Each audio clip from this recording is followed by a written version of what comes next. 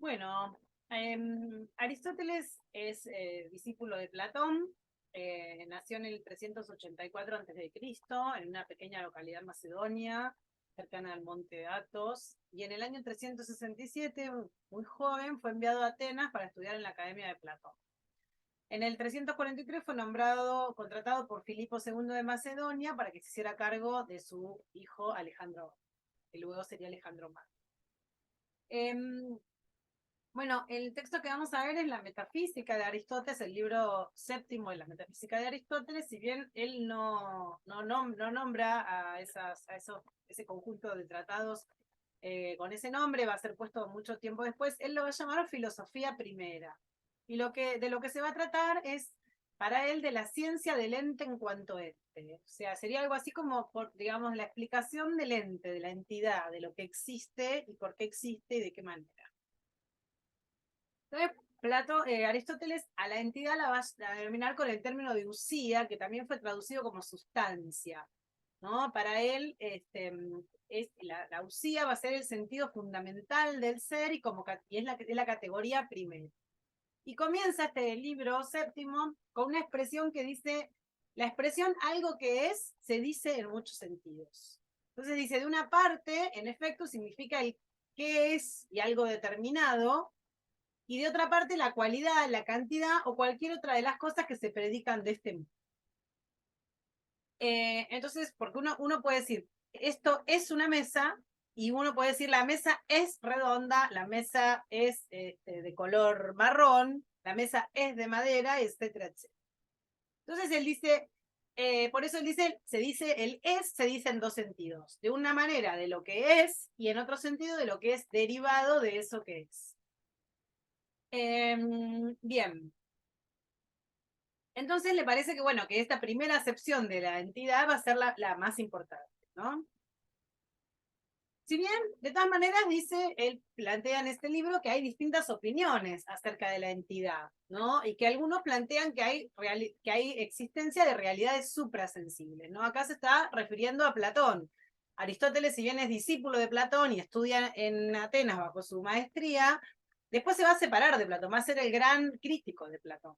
De hecho, de alguna manera, a grandes rasgos, podemos decir que si Platón representa en este periodo el idealismo, Aristóteles va a representar el realismo. Y aquí en este cuadro de la Escuela de Atenas se ve bien claro Platón con el dedo señalando para arriba, es decir, para Platón el mayor grado de realidad estaba en las ideas, y Aristóteles, que está acá al lado, señalando para abajo. Para Aristóteles, él se va a centrar en el mundo tal cual lo conocemos, y para él la esencia de las cosas va a estar en este mundo. Bueno, y entonces él se va a empezar a plantear, a preguntar, digamos, cómo podemos definir la entidad, ¿no? ¿Qué características tiene esa usía de la cual él está tratando de definir, ¿no? Entonces, a él le parece que la usía es el sujeto, o es el sustrato de las cosas, ¿no? El sujeto como en el sentido gramatical. Como decimos, la mesa es redonda, o sea, la usía es la mesa, o sea, es el sujeto de la oración, ¿no? Entonces dice, el sujeto, por su parte, es aquello de lo cual se dicen las demás cosas sin que ello mismo se diga a su vez de ninguna otra. Por eso debemos hacer, en primer lugar, las distinciones oportunas acerca de él, porque parece que entidad es en sumo grado el sujeto primero, ¿no? Y se dice que es tal en un sentido la materia y en otro sentido la forma. Y en un tercer sentido el compuesto de ambos. Si Aristóteles dice, llamo materia, por ejemplo, al bronce, forma la configuración y compuesto de ambos a la estatua. De modo que si la forma específica es anterior a la materia y es en mayor grado que ella, por la misma razón será también anterior al compuesto.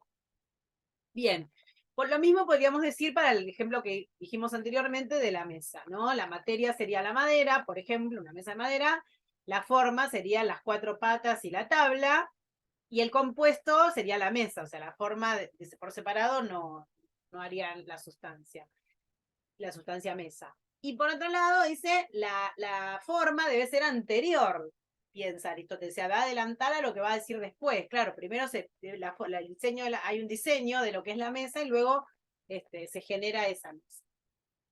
Bien. Bueno, también va a plantear que la entidad es la esencia. Dice, la entidad entendida como esencia. Entonces dice, hay esencia en aquellas cosas cuyo enunciado es definición. Ejemplo, la mesa, uno puede definir qué es una mesa. El hombre, uno puede definir qué es el hombre, supuestamente. La silla, uno puede definir qué es la silla. Bueno, todas esas cosas, dice, para Aristóteles, en todas esas cosas, entonces hay esencia. Está la esencia de la silla, la esencia de la mesa, ¿no? Entonces, acá vuelve a señalar la diferenciación entre, con lo que decía Platón. Para Platón, los objetos físicos del mundo sensible eran copia o reflejo del mundo inteligible que daba los modelos arquetípicos de las cosas. Para Aristóteles, no, la esencia se encuentra en la cosa misma, ¿no? Bien. Y dice, al igual que él se da en todas las categorías, pero no del mismo modo, sino que en una se da de modo primario, de nuevo, en la esencia, y en las demás, de modo derivado. Así también el qué es se da de modo absoluto en la entidad y en los demás en cierta manera. Volvemos al ejemplo.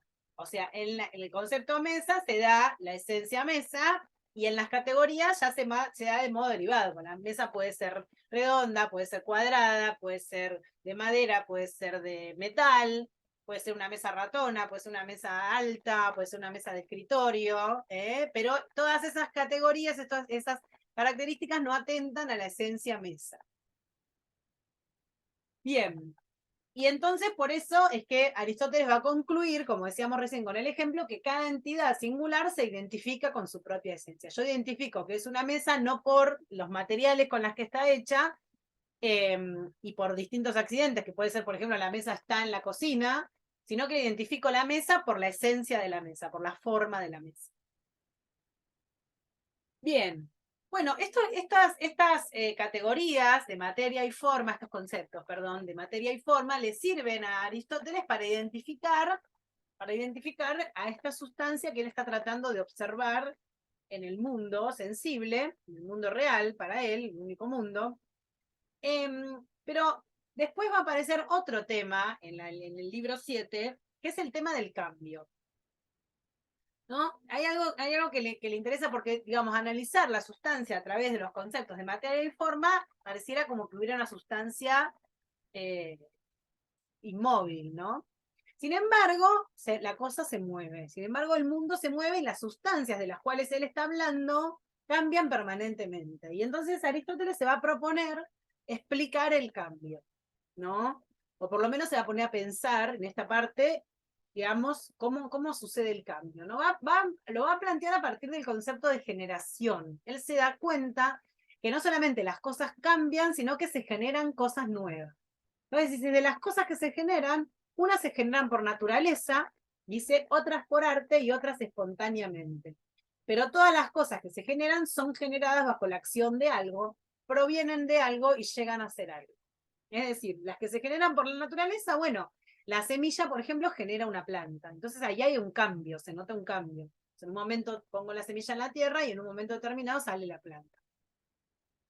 Las que se generan por arte en esta época de los griegos significa cualquier labor, ¿no? De parte del ser humano, y entonces, bueno, él dice, bueno, de una madera se genera, por ejemplo, una mesa, de nuevo, volvamos a la mesa. Y otras espontáneamente, como puede ser un movimiento natural, un movimiento espontáneo, pero que provienen de la acción o el movimiento de un animal, de un ser humano, de lo que sea. Entonces, a este algo, dice Aristóteles, dice, lo refiero a cada una de las categorías, ya que llegarán a ser o esto, o de cierta cantidad, o con cierta cualidad, o en algún lugar. O sea, lo que se va generando también es lo que Aristóteles va a llamar los accidentes, es decir, se van generando cambios que a través de unos conceptos que él va a pensar que luego le va a dar el término de categoría. Bien.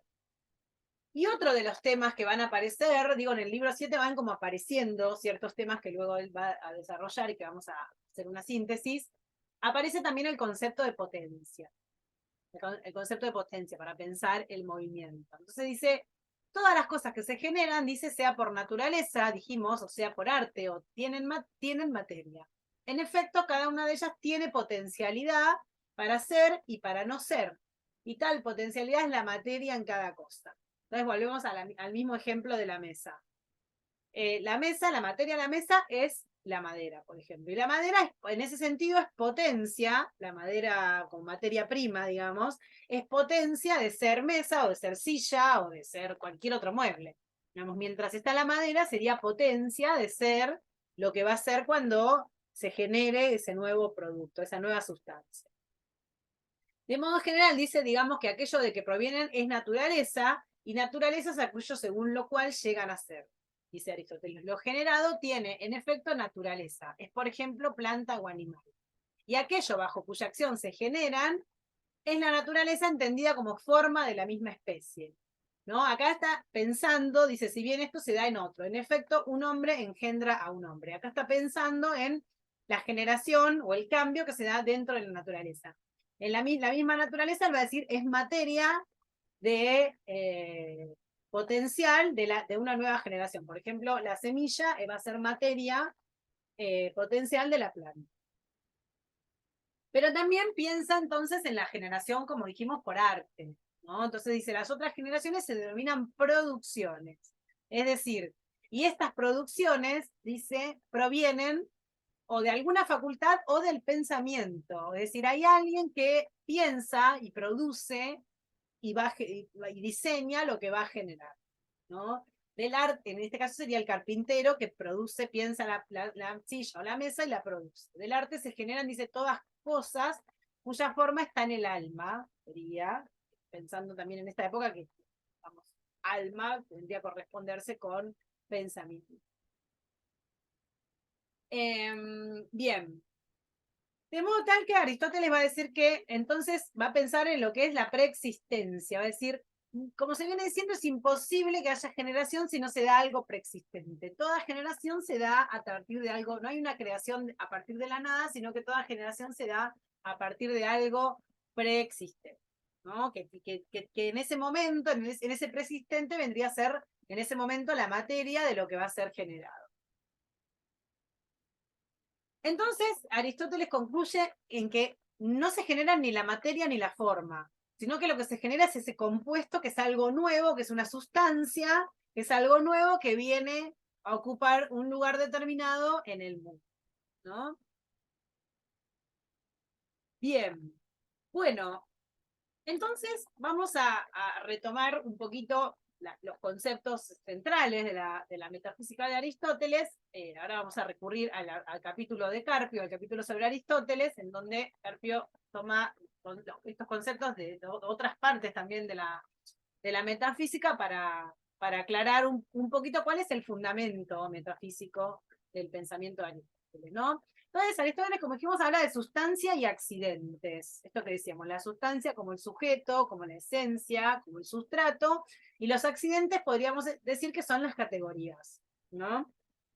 Las otras categorías. Entonces dice, bueno, este ser en sí lo llama Aristóteles usía, ¿no? Con más exactitud, se trata de la usía primera, el individuo, ¿no? O como dice Aristóteles, esto que está aquí, ¿no? Aristóteles lo dice con el término griego todo de ti. Este ente individual y concreto, como Sócrates, Platón y esta mesa, constituyen el sujeto último de toda posible predicación, ¿no? Pues solo puede ser sujeto y nunca predicado de un enunciado. Todos los demás modos de ser, es decir, las diversas maneras de ser en otro, se los denomina accidentes. Estos son 9. Cantidad, cualidad, relación, lugar, tiempo, posición, posesión, acción y pasión. Y entonces Carpio va a hacer una ejemplificación muy gráfica de las categorías. Va a decir, bueno, entonces, para ejemplificar esto, entonces hablamos de Sócrates, ¿no? Entonces, la sustancia usía es este individuo llamado Sócrates. Y decimos de Sócrates que mide 1,70 m, cantidad, que es calvo, cualidad, que es el marido de Jantipa, relación, que está en la plaza, lugar, esta mañana, tiempo, que está de pie, posición, y calzado, posesión o hábito, que come, acción, o que es interrogado, pasión. A estas 10 maneras según las cuales algo es, a estas maneras de enunciar que expresan las formas fundamentales del ser, Aristóteles les va a llamar categorías. Por eso la categoría, la sustancia, la usía sería la primera, y las 9 son los accidentes, ¿no? Nosotros 9. Bien.